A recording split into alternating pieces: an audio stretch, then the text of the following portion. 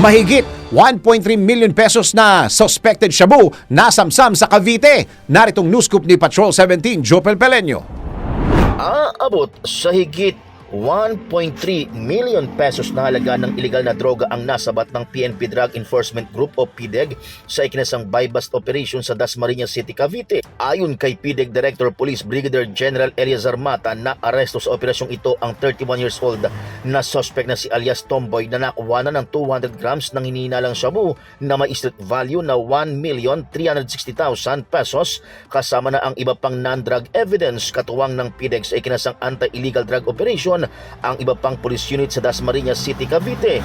Pahayag ni Police Brigadier General Mata na kanilang ipagpapatuloy ang serbisyong may puso at may masigasig na pagpapatupad ng mga programa na naglalayong protektahan ang publiko, lalo na ang mga kabataan, laban sa banta ng ilegal na droga at kriminalidad sa bansa. Ito si Patrol 17, Jopel Peleño para sa Impilang May Todong Lakas, DWIZ, nagbabalita ng tama, naglilingkod ng tama.